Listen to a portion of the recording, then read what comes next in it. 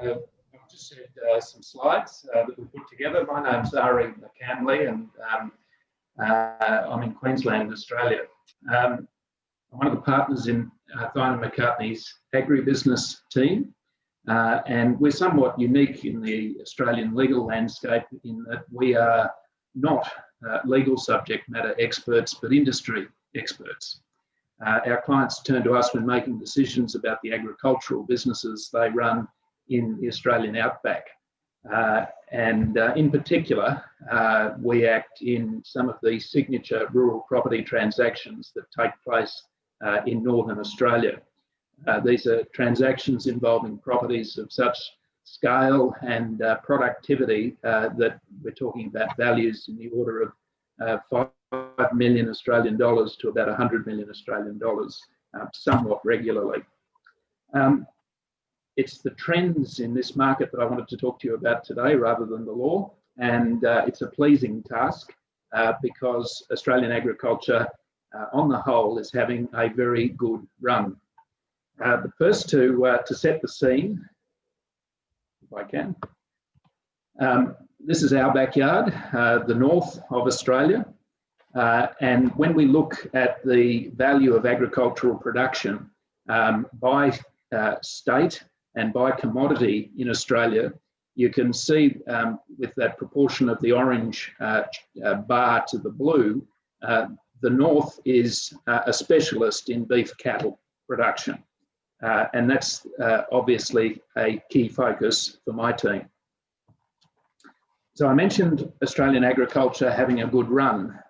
Some of the drivers for that, well, most recently, this article in the Australian Financial Review summed it up quite well. It's talking about institutional and private capital being redirected from office, retail and hotel assets into agriculture because of strong returns on long leases, a perceived future importance of food security, and that degree or that desire to diversify portfolios away from volatile asset classes.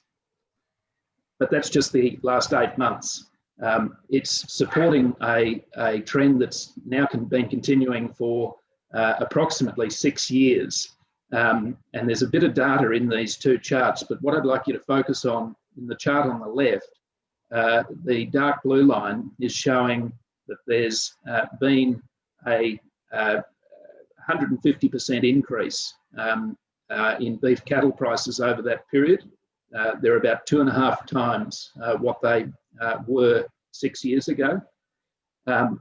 And related to that and supporting that and supporting the investment in Australian farmland, on the right, you can see a decline, strong trend over that period in declining interest rates and the declining value of the Australian dollar, which of course underpins foreign interest in Australian assets, but also returns in our local currency.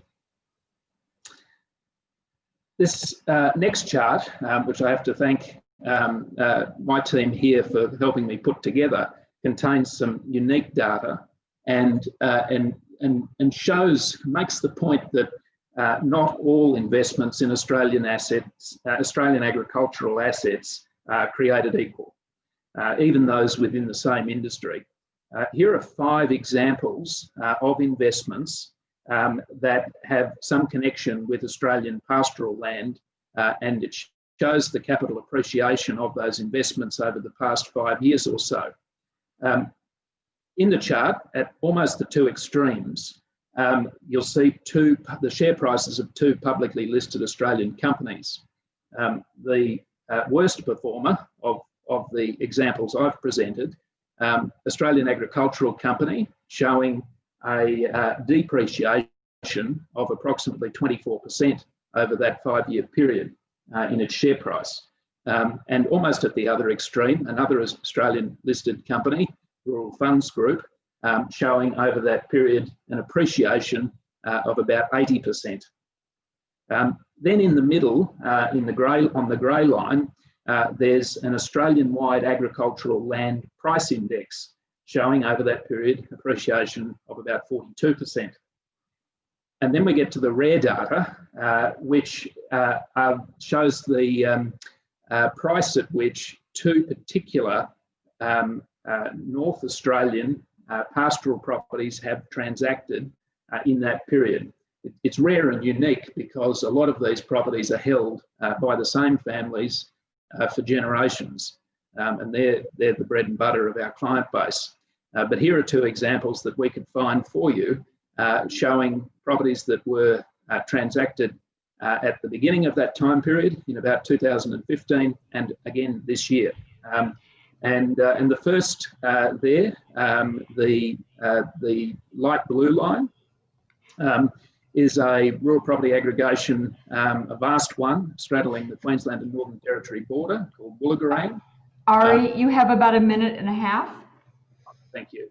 And it shows that over that period,